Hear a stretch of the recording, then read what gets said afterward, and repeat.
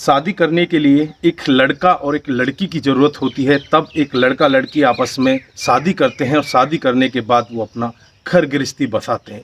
लेकिन आज की कहानी जो मैं आपको बताने जा रहा हूँ, एक लड़का एक लड़की से शादी करके तो लाता है। जैसे ही शादी करके वो अपने घर लेकर आता है और पहली रात को उससे मिलता है, लेकिन उसका जब प्राइवेट पार्ट देखता है तो एकदम से चौंक जाता है और उसे देखकर एक बहुत बड़ा हंगामा वहाँ पर खड़ा हो जाता है। आइए दोस्तों, जानते हैं पूरा मामला क्या था और क्या उसने ऐसा उस लेडीज़ के साथ में देखा जिसे देखकर वो इस तरह से चौंक जाता है और ज़ोर ज़ोर से शोर मचाने लगता है।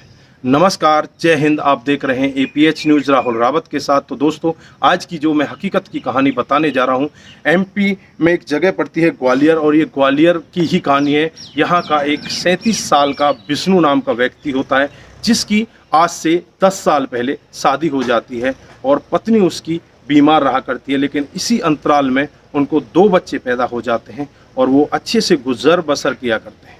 दोस्तों, जैसे ही 10 साल पूरे हो जाते हैं, दोस्तों जो विष्णु की पत्नी होती है वो बीमारी के चलते हुए मर जाती है।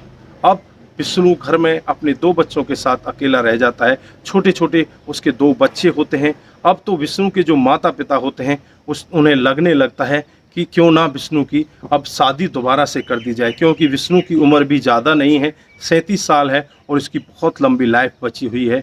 उसके लिए इसकी शादी कर दी जाए। अब तो विष्णु के लिए लड़की तलाश करने लगते हैं। पड़ोस के ही एक गांव में उन्हें एक लड़की मिल जाती है जिसकी उम्र 24 साल होती है और वो बेहद ही खूबसूरत होती है।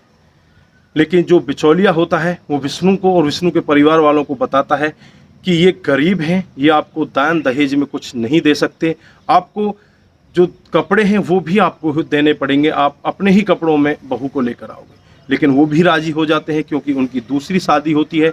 लेकिन उनके बीच में कुछ और ऐसी ज़्यादा बातें नहीं होती। अब तो वो डेट भी आ जाती है, उस डेट को विष्णु की शादी हो जाती है और विष्णु अपनी दुल्हन को लेकर घर आ जाता है। पूरी रीति रिवाज के साथ दुल्हन की आवागई होती है, दुल्हन का स्वागत किया जाता है और दुल्हन घर में प्रवेश कर जाती है। और जैसे ही सुहागरात का समय आता है, पति अपनी पत्नी से मिलने के लिए जाता है और जैसे ही उससे मिल रहा होता है तो जैसे ही उसके प्राइवेट पार्ट की तरफ उसकी नज़र जाती है तो प्राइवेट पार्ट उसका मर्दों जैसा होता है। अब यह सब देखकर पति चीखने लगता है, चिल्लाने लगता है और अपनी पत्नी को गालियां देने लगता है और उसे कहने लगता है कि तुम्हें शर्म आनी चाहिए, अगर तुम्हारे साथ में ऐसा था तो तुम्हें मेरे को पहले बताना चाहिए था, मैं तुम्हारे साथ में क्यों शादी करता। दुल्हन कहती है कि मेरे घर वालों ने शायद आपको बता दिया होगा, मैं तो यही सोच रही। सुनकर वो इतना परेशान हो जाता है, घर वाले इकट्ठे हो जाते हैं और फिर ये मामला पुलिस स्टेशन पहुंच जाता है। पुलिस इसमें कुछ कार्रवाई नहीं कर पाती। उसके बाद ये मामला कोर्ट में पहुंच जाता है और कोर्ट पुलिस को आदेश देती है और कहते हैं कि जाकर इसकी जल्द से जल्द पूरी तरह से तफ्तीश की जाए और इसमें क्या मामला है उसका खुलासा किया जाए। दोस्तों, अभी तक पूरी तरह से इसका खुलासा नहीं हो पाया है और वो शादी जो एक इतना अच्छा माहौल उस घर में बना हुआ था, एकदम से मातम में बदल जाता है। जो शादी के लिए पति उतावला हो रहा था कि उसे दुल्हन मिलेगी, लेकिन उसे दुल्हन के बदले में एक उसकी तरह का ही एक मर्द मिल जाता है। दोस्तों, देखने में वो लड़की बहुत ही खूबसूरत होती है, लेकिन जो अंदर से होती है वो किसी को नहीं पता चलता कि वो अंदर से क्या है।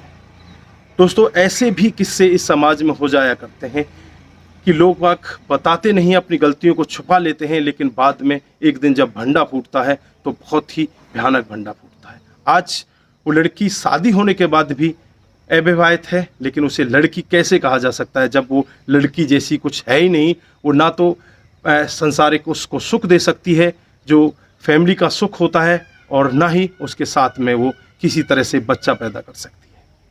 तो दोस्तों, इस कहानी के बारे में आप क्या कहना चाहेंगे? जो भी राय है आपकी कमेंट बॉक्स में ज़रूर बताइएगा। क्या पत्नी के घर वालों की ज़्यादा गलती थी या विष्णु इतना उतावला हो गया था कि बिना कुछ जांच पड़ताल किए वो जल्द से ही शादी करने के लिए तैयार हो गया था? दोस्तों, जो भी आपकी राय है कमेंट बॉक्स में ज़रूर दीजिएगा। दोस्तों, इस कहानी को सुनाने का हमारा उद्देश्य को बहकाना या किसी पर भी किसी प्रकार का दबाव बनाना नहीं है। हमारा उद्देश्य बस यही है कि आप लोग जागरूक हों और ऐसे क्राइम के बारे में जानें जो डे बाई डे समाज में बढ़ते जा रहे हैं, और ऐसे लोगों के बारे में भी जानें जो ऐसे कारनामे भी कर जाते हैं। दोस्तों आज के लिए बस इतना ही। अपना ख्याल रखें, अपने परिवार का ख्याल रखें, सतर्क रहें, सावधान रहें और ऐसे क्राइम को अपने आसपास ना होने दें। नमस्कार, जय हिंद, जय भारत।